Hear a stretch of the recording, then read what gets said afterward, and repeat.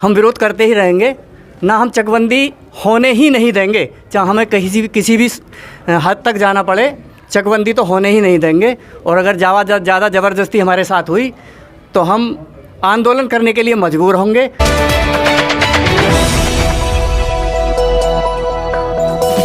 राजनीति से काम तक,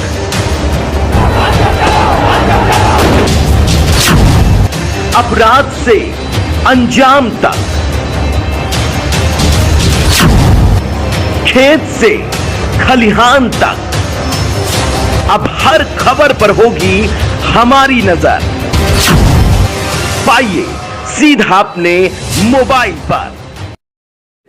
आज हम उत्तर प्रदेश जनपद हापुड़ क्षेत्र के कस्बा धौलाना के इकलहड़ी गांव में मौजूद हैं और यहाँ पर लोग इकट्ठा हुए हैं, ग्रामीण हैं यहाँ पर। आखिर इनसे हम ये जानना चाहेंगे कि किस बात को लेकर के यहाँ पर इकट्ठा लोग हुए हैं। हमारे यहाँ इकलहड़ी में सन 2014 में चकबंदी का गजट हुआ था जी। उसके बाद में हम 2014 से ही विरोध करते आ रहे हैं लगातार। बहुत मोटी फाइल हो गई है। उस समय जो वर्तमान प्रधान थे उन्होंने भी लिख के दिया चकबंदी नहीं होनी चाहिए। उसके बाद में नए प्रधान बने, उन्होंने लिख के दिया चकबंदी नहीं होनी चाहिए। उसके बाद में वर्तमान प्रधान है, उन्होंने लिख के दिया चकबंदी नहीं होनी चाहिए। गांव में कई बार चकबंदी की टीम आई, सीओ साहब भी आए, एसीओ साहब भी आए, एडीएम साहब भी आए, यहाँ तक कि एसडीएम हनुमान प्रसाद जी थे वो भी आए। उन्होंने खुली मीटिंग की, लेकिन सब पूरे गांव ने एक स्वर से कहा कि यहाँ चकबंदी नहीं होनी चाहिए जी। वो फाइल चलती रही।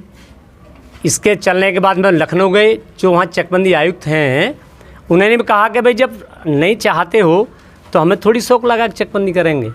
2014 से अब तक चकबंदी, लेकिन अब कल फिर एक सूचना आई कि हम चकबंदी करने के लिए गांव में आ रहे हैं। आज कानूगो साहब, लेखपाल महोदय दोनों आए हैं हमारे गांव में। पूरे गांव के संभ्रांत लोग, हर जाति के लोग, हरिजन भी हैं, मोमडन भी हैं, पंडित भी हैं, हरिजन भी हैं, सारे जातियों के लोग, किसान हैं, वो सब इकट्ठे हुए हैं। फिर एक स्वर में कह रहे हैं कि चकबंदी नहीं होनी चाहिए। और यहाँ उन्होंने सबने साइन किए हैं। मनसा तो थी कि लेखपाल महोदय को और ये जो कानूगो साहब हैं इनके कम से कम इतना तो हम अपने पास रखें, बंधक बना के रखें। लेकिन हमारे गांव की संस्कृति है अतिथि देवो भव है। हम इनसे अभद्र नहीं कर सकते, इनसे चूक नहीं बोल सकते। इनका सम्मान करते हुए इन्होंने अपनी बात को समझाया है, इन्होंने हमें आश्वासन दिया है।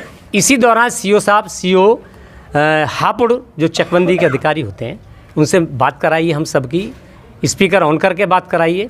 उन्होंने कहा कि हमारे पास 5 आदमी आ जाओ, हम इस चकबंदी के विषय में फिर दोबारा भेजते हैं निरस्त करने के लिए। लेकिन एक खेद का विषय है, शुरू से लगे हम।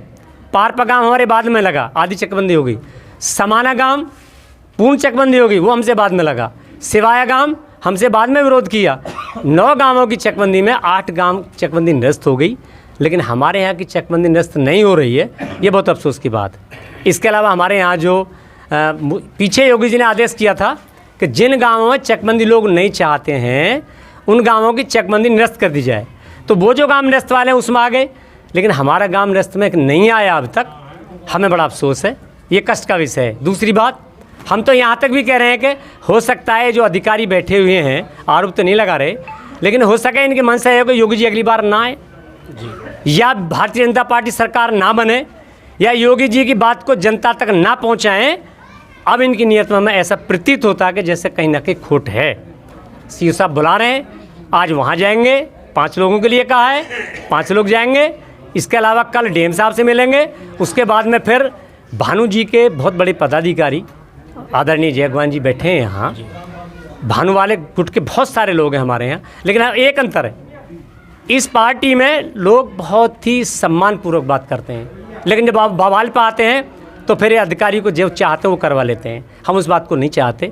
हम तो अभी भी सम्मानपूर्वक कह रहे हैं कि हमारे गाँव में चक्रोड हैं, नाली हैं, स्कूल है, शमशान है, देवस्थान है, 2-2 चिकित्सालय हैं, 3-3 चिकित्सालय हैं, पता नहीं गोदाम है खाद का, बारात घर हैं, फिर क्यों चकबंदी चाह रहे हैं? हमारे गांव की एक भी कोई मुकदमा चकबंदी विभाग में आज तक भी नहीं है।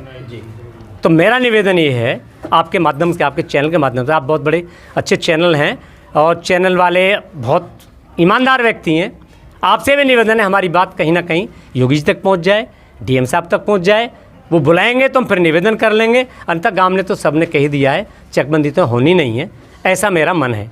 अगर ये ज़बरदस्ती करेंगे तो फिर किसी भी सीमा तक जाने के लिए हम तैयार हैं, फिर भी हम चकबंदी तो होनी नहीं देंगे गांव में, ये तो हमारी पक्की शर्त है। इसलिए मैं अकेला नहीं कह रहा, इसलिए कह रहे हैं कि पूरा गांव, पूरा एक एक इकलेड़ी का किसान चकबंदी के विरोध में है, तो फिर चकबंदी कैसे कर देंगे? चकबंदी हमारी ज़मीन की करेंगे ना, और हम ही नहीं चाहते। तो मेरा निवेदन है कि हमारी बात को शासन तक, प्रशासन तक, चकबंदी के अधिकारियों तक विनयपूर्वक पहुंचाया जाए, ताकि हमारे गांव की चकबंदी निरस्त हो जाए। अगर नहीं करते हैं तो कहीं ना कहीं फिर ये तैयार रहें, आंदोलन की तैयार रहें, हम भूख हड़ताल करेंगे। बदतमीज़ तो नहीं करेंगे, बदतमीज़ तो हमारे खून में है नहीं, लेकिन अधिकारियों को वहाँ तक पहुँचा के छोड़ेंगे कि अधिकारियों को मौके पे बुलाएंगे और उनकी कलम से लिखवा देंगे कि चकबंदी नहीं होनी चाहिए। इस तरह की ईश्वर की कृपा हम पे है, हम ताकतवर बनवाए परमात्मा ने। लेकिन फिर भी हम निवेदन के साथ कहते हैं कि हमारे गांव में चकबंदी नहीं होनी चाहिए। चलो हमारे साथ और लोग भी हैं, और लोगों से भी हम जानना चाहेंगे जो कि यहाँ पर लोग इकट्ठा हुए हैं, किस बात को लेकर के इकट्ठा हुए हैं। आइए जानकारी करते हैं, कहना क्या चाहते हैं। परिचय। मैं जय भगवान सिंह सिसोदिया, वरिष्ठ राष्ट्रीय संगठन मंत्री, भारतीय किसान यूनियन भानु से हूँ। जी। और ये हमारे गांव में जो 14 से प्रक्रिया चल रही है चकबंदी की, हम इसके विरोध में हैं और हम विरोध करते ही रहेंगे। ना हम चकबंदी होने ही नहीं देंगे, चाहे हमें किसी भी हद तक जाना पड़े, चकबंदी तो होने ही नहीं देंगे। और अगर ज़्यादा ज़बरदस्ती हमारे साथ हुई तो हम आंदोलन करने के लिए मजबूर होंगे और उसके लिए शासन और प्रशासन जिम्मेदार होंगे। आज आपके गांव में अधिकारी आए हुए हैं, तो अधिकारियों से क्या आश्वासन मिला है?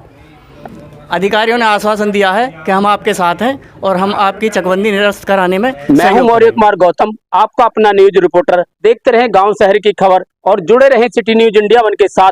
हमारे चैनल को लाइक करें, शेयर करें और सब्सक्राइब करना ना भूलें।